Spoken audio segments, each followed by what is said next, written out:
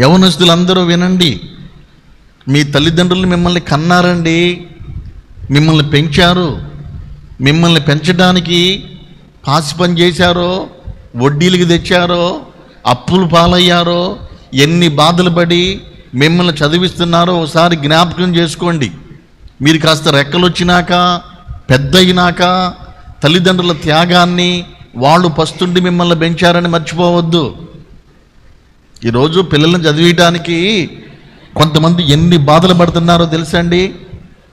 పిల్లలు ఎక్కడ తక్కువైపోతారేమోనని అప్పులు చేసుకొని, ఆస్తులు అమ్ముకొని, ఎక్కడ రూపాయి పుడితే అక్కడ తెచ్చుకొని బిడ్డలని ఎంతో ప్రయాసపడి చదివిస్తున్నప్పుడు ఆ బిడ్డలు పెద్ద అయిన తర్వాత వాళ్ళ త్యాగాన్ని, కష్టాన్ని మర్చిపోయి తల్లిదండ్రులకు తెలియకుండా ప్రేమ పెళ్ళిళ్ళని ఎవరికి పడితే వాళ్ళు పెళ్ళిళ్ళు చేసుకుంటే రేపొద్దున ఏదన్నా తేడా వస్తే ఎవరు? బైబిల్ చెబుతుంది, యాకోబు వెళ్ళాడు, పెళ్లి చేసుకోవాలని చెప్పి డిసైడ్ అయ్యాడు. పెళ్లి చేసుకోవడం కూడా ఎట్లాగూ, కట్నం ఇస్తానికి డబ్బులు లేకపోతే 7 సంవత్సరాలు ఉద్యోగం చేశాడు. 7 సంవత్సరాలు ఉద్యోగం చేసిన డబ్బుల్లో ₹1 తల్లికి ఇచ్చాడా?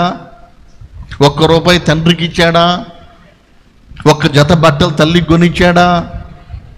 1 జత చెప్పులు తండ్రికి కొనిచ్చాడా?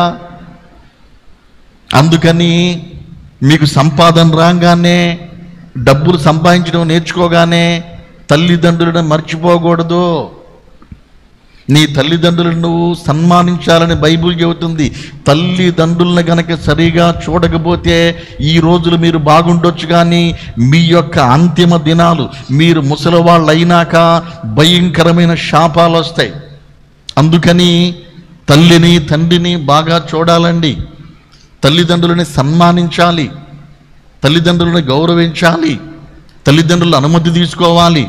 వాళ్ళకి ఏమీ తెలియదు అనుకోకూడదు. వాళ్ళేం చదువుకున్నారో అనకూడదు.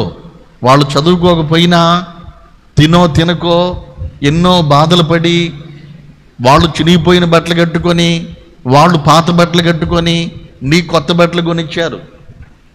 వాళ్ళ ఇంటికాడ పస్తులుండి నీకు స్వీట్లు కొనుక్కొచ్చి పెడతారు. కాలేజీల్లో ఉండో, హాస్టల్లో ఉండో, డాడీ నాకు 500 కావాలంటే, మమ్మీ నాకు 500 కావాలంటే, నాకు భోజనం బాగోలేదంటే, చావు బతుకుల మధ్య ఉండి కూడా నీ కోసం పడరాని పాటలు పడి నిన్ను నీ తల్లిదండ్రులు చదివిస్తున్నారని మర్చిపోవద్దు. యాకోబు పెళ్లి చేసుకుంటున్నాడు. మరి యాకోబు పెళ్ళికి యాకోబు వాళ్ళ అమ్మకి చెప్పాడా? యాకోబు వాళ్ళ పెళ్ళికి వాళ్ళ నాన్నగారి దీవెనలు ఉన్నాయా? ఆశీర్వాదాలు ఉన్నాయా?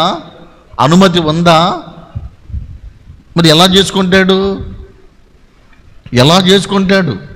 ఈ ప్రేమలు అనేటువంటి అన్నీ కూడా ఇన్ఫాక్చురేషన్, క్షణకాలపు ఆనందం అండి, కొద్ది కాలం మాత్రమే.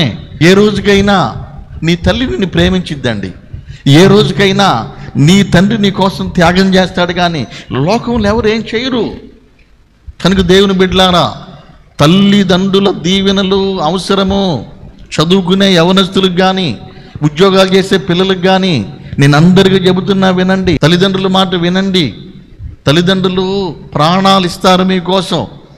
తల్లిదండ్రులు ప్రాణం పోయిందాక మిమ్మల్ని చూసుకుంటారు.